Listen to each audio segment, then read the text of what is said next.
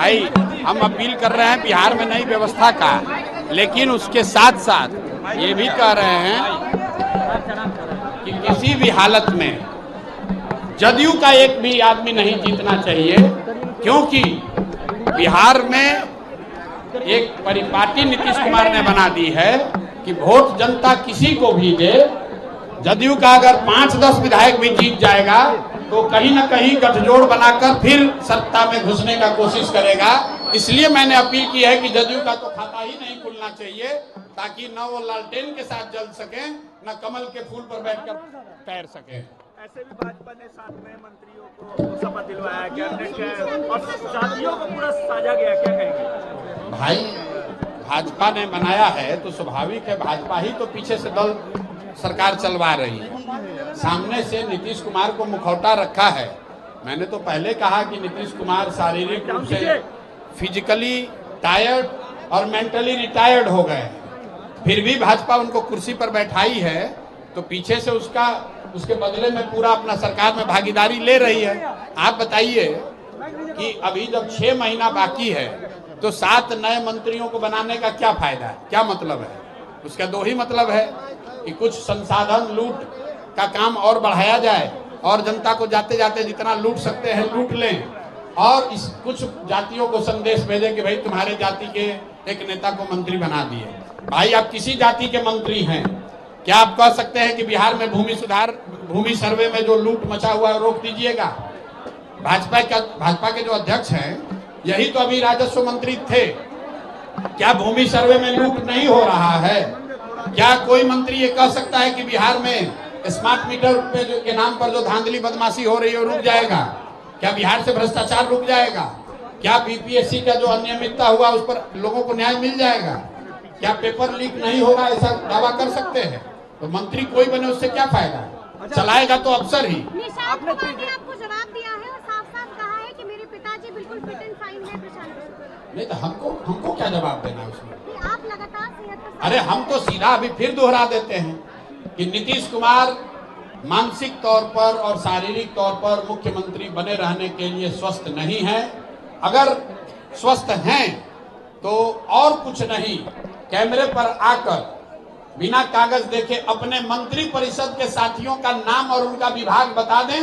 मैं अभी से पूरा अभियान वापस लेकर नीतीश कुमार के समर्थन में उनके लड़के की तरह हम भी खड़े हो जाएंगे।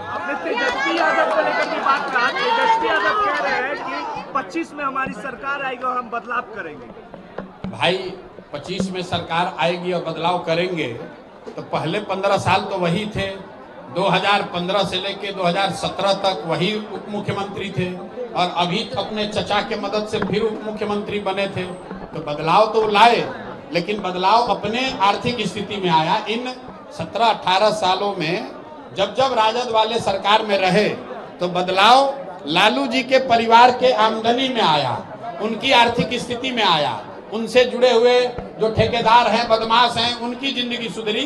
बिहार में कोई बदलाव नहीं आया। तो अब बिहार की जनता जान चुकी है और वापस जंगल राज के नेताओं को और उसके पुरोधा की ओर जनता देखने का तो कोई सवाल ही नहीं है।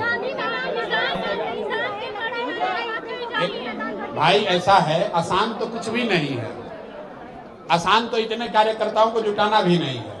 लेकिन बिहार बदलाव रैली जो है, बिहार बदलाव का जो सभा है वो आपको 11 तारीख को दिखेगी, और आपको वो जनता की आवाज, जनता की जो भावना है वो सबके सामने गांधी मैदान में दिखे।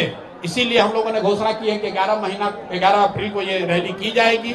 और हाथ कंगन को आरसी क्या, पढ़े लिखे को फारसी क्या, जो हम लोग कहते हैं वो सामने कर रहे हैं। अगर 11 तारीख को नहीं हुआ तो आप लोग कह दीजिएगा कि भाई प्रशांत किशोर की रैली फेल हो गई। लेकिन 11 तारीख को आपको दिखेगा, गांधी मैदान में इतने लोग आएंगे ना जो कभी पहले आए थे ना कभी आगे आएंगे। आप देखिए क्या भैया रिकॉर्ड टूटेगा। पहले बात तो कि रिकॉर्ड तेल पिलाओ और भाला चलाओ वाला रैली से हमारा कोई कंपटीशन नहीं है। सुनिए, ऐसा है, मैंने आपको कहा कि अभी तक की सबसे बड़ी रैली, अभी तक का जनता का सबसे बड़ा जुटान 11 अप्रैल को आपको गांधी मैदान में दिखेगा। अब ये होगा कि अब कल से सुनिएगा कि सरकार कह रही है कि 11 तारीख को इनको परमिशन नहीं दिया जाएगा, लेकिन गांधी मैदान में 11 तारीख को हम लोगों ने ऑलरेडी आवेदन दिया हुआ है, परमिशन मिल ही जाना चाहिए। 11 तारीख को आधिकारिक तौर पर मैंने घोषणा भी कर दी है और जन स्वराज की सोच की, जन स्वराज के संगठन की, जन स्वराज के संगठन से जुड़े लोगों की और सबसे बढ़कर बिहार के लोगों की बदलाव की जो चाहत है वो आपको 11 अप्रैल को गांधी मैदान में दिखेगा। निशांत की